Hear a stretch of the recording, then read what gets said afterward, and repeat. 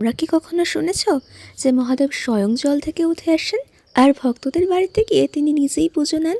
তো hello everyone, আমি মিলি।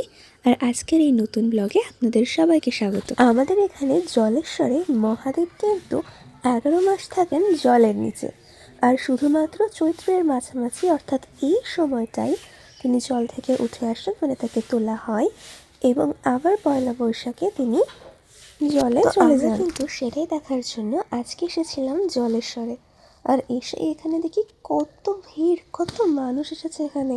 তো আমরাও একটা জায়গা করে নিয়ে দাঁড়িয়ে পড়লাম, আর আজকে ভীষণ গরম পড়ার জন্য আমরা ছাতা নিয়ে দাঁড়িয়েছিলাম। প্রথমে কিন্তু অল্প অল্প করে সন্ন্যাসীরা নেমেছিল, এখন কিন্তু মূল সন্ন্যাসীরা মানে 5 জন, তারা কিন্তু পুকুরে মহাদেবের বিগ্রহকে খুঁজছেন।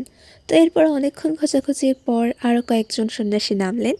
এইভাবে কিন্তু ধীরে ধীরে একদম শেষ অবধি সব সন্ন্যাসীরা একসাথে নেমে মহাদেবের বিগ্রহকে খুঁজছিল।